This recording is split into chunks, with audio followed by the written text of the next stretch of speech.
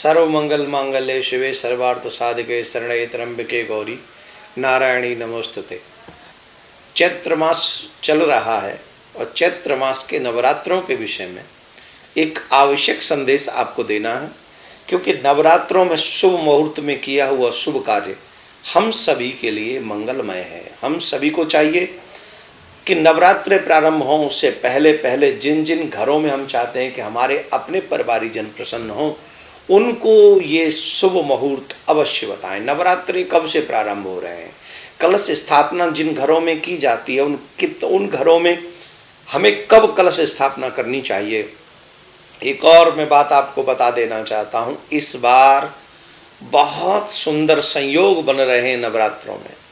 जो मनुष्य इन नवरात्रों में व्रत करेंगे, माँ भगवती की पूजा करेंगे, अपने आराध्य की पूजा करेंगे, अपने इष्ट की पूजा करेंगे, वो विशेष फल को प्राप्त करने वाले होंगे। इसलिए जब जब शुभ समय आए तब तब श्रेष्ठ कर्म करके हमें वो कार्य करके अपने जीवन की जो भी मनोवांछित इच्छाएं, कल्पनाएं हैं, कामनाएं हैं, उनको पूरा करना चाहिए। तो कई लोगों के मन में ये प्रश्न है कि इस बार जो नवरात्रे हैं वो कोई घट तो नहीं रहे। तो आपकी जानकारी के लिए बता दूं, ये नवरात्रे पूरे 9 के 9 हैं। पूरे 9 दिन ये व्रत चलेंगे, पूरे 9 के 9 दिन हैं।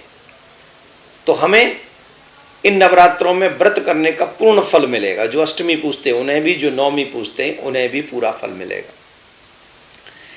घट स्थापना, कलश स्थापना घर में कब करनी चाहिए, उसके लिए शुभ मुहूर्त क्या है।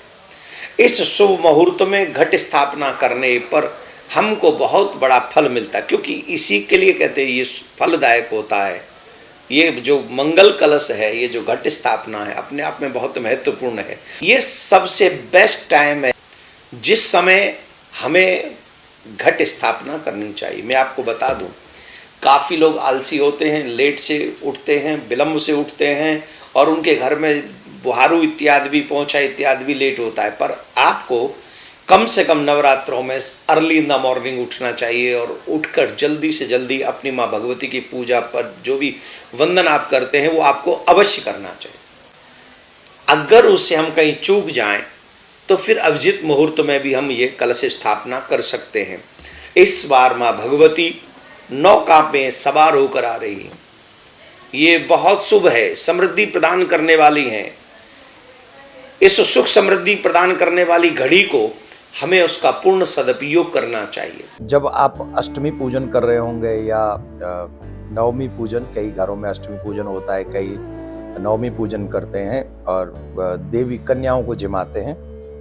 ये वीडियो कन्याओं के भोजन कराने से पहले हम सबको सुन लेनी चाहिए। जिन जिन घरों में कन्या पूजन होता है, अगर विधान से कन्या पूजन हो जाए और उनकी सेवा सत्कार ढंग से हो जाए तो हमको बहुत कुछ प्राप्त हो सकता है।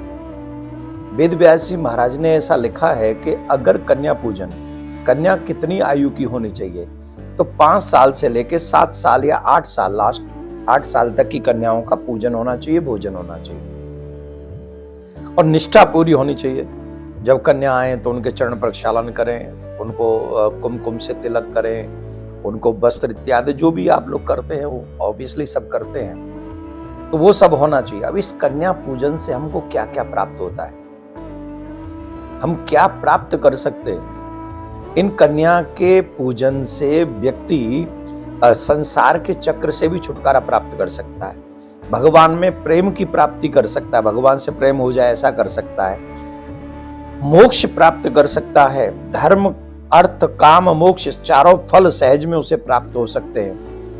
अब क्या होता है कि कईयों को कुछ चाहिए, कईयों को कुछ चाहिए, कईयों को ज्ञान चाहिए, कईयों को धन चाहिए, कईयों को रोगों से मुक्ति चाहिए। हमारे यहाँ 4 वर्ण हैं, ब्राह्मण, क्षत्रिय, वैश्य और चतुर्थ वर्ग। इन चारों वर्ग की कन्याओं का पूजन करने का विधान है हमारे सनातन। अगर आप ज्ञान चाहते हैं, आप चाहते हैं कि आपको ज्ञान की प्राप्ति हो, तो ज्ञान की प्राप्ति के लिए, विवेक की प्राप्ति के लिए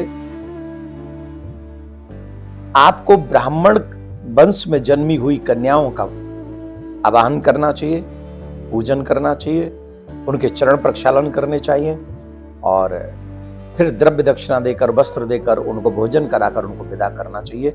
ऐसा करने से आपको ईश्वरीय तत्व ज्ञान होता है, सांसारिक विद्या प्राप्त होती है, जिनसे हम कहते हैं हमारे बच्चे पढ़ते लिखते नहीं है। अगर आपके बच्चे भी कन्याओं का पूजन करें तो आपके बच्चों को मां सरस्वती प्रसन्न होकर विद्या प्रदान करेंगी। अब कई लोग ऐसे होते हैं जिनको शत्रुओं से बड़ा भय रहता है, शत्रुओं से मुक्ति पाना चाहते हैं, जो इंटरनली बड़े कमजोर होते हैं, बड़े कमजोर रहते हैं, वो बहुत परेशान रहते हैं। कोई कहता है कि हमारी जमीन को कोई हत्या गया, मतलब कब्जा कर लिया है, हड़प रहा है, हमारे ऊपर केस चल रहे हैं, मुकदमा चल रहे हैं, बहुत परेशानी हो रही है। इन सब परेशानियों से निजात पाने के लिए हमें क्षत्रिय वंश में जन्म हुई कन्याओं का पूजन करना चाहिए। वही 5 से 8 साल 7 साल की आयु तक की कन्याओं का आप वृद्धि श्रद्धा से पूजन करें, चरण प्रक्षालन करें, उन्हें भोजन कराएं और द्रव्य दक्षिणा देकर उनको विदा करें। तो आपके ऊपर ऐसी कृपा होगी कि आपकी जो ये परेशानी मैंने गिनाई है उनसे आपको मुक्ति मिलेगी।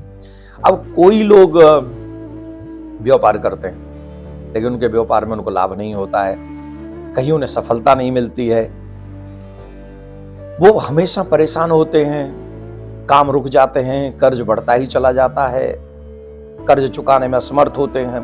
तो ऐसे लोगों को वैश्य वंश में जन्मी, मतलब वणिक परिवार में जन्मी हुई कन्याओं का, जिनकी आयु 5 से 8 साल ही होनी चाहिए,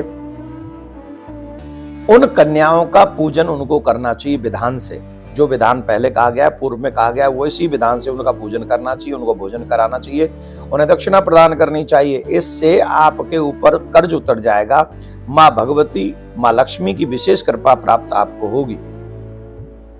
कितनी बड़ी बात हो गई, कन्या पूजन से कितना बड़ा लाभ है। चतुर्थ बात अगर हम कहें, शरीर में आदि है, व्याधि है, रोग लगे हुए हैं, घुटनों में दर्द है, शरीर में परेशानी है, तकलीफ होती है, ठीक से हम काम नहीं कर पाते हैं, सुख नहीं आते हैं, परिवार में दुख और कलेश बना रहता है, तो इन सब की निवृत्ति के लिए चतुर्थ वर्ग की कन्या आयु बोई होनी चाहिए। उनका भी विधि विधान से श्रद्धा पूर्वक आदर होना चाहिए, पूजन होना चाहिए और उन्हें द्रव्य दक्षिणा देकर भोजन कराकर उनको विदा करना चाहिए। इससे माँ दुर्गा आपके ऊपर कृपा करेंगी और आपके जो आदि व्याधि है, कष्ट है, शरीर में रोग है, वो सब मुक्त हो जाएंगे। तो मेरा आग्रह है, आप सभी लोग अष्टमी पूजें या नवमी पूजें, पर इस वीडियो को ज्यादा से ज्यादा लोगों तक इसलिए पहुंचा दें जिससे जिसके जीवन में जिस चीज की समस्या है, ज्ञान की समस्या है, शत्रुओं की समस्या है, धन की समस्या है या रोगों की समस्या है, इन सभी समस्याओं का समाधान अगर आप विधिवत कन्याओं का पूजन करें, जो विधि व्यास जी ने हमको बताई है और वो विधि मैंने आपको इस वीडियो में बताई है, अगर उस वीडियो को आप पूजन को आप ऐसे करेंगे तो आपके वो मंगल होगा और कष्ट दूर हो जाएंगे। तो इस वीडियो को हम इसलिए पहले भेज रहे हैं जिससे आप ज्यादा से ज्यादा उसी क्रम से उनको निमंत्रण दे सके, उनका पूजन कर सके।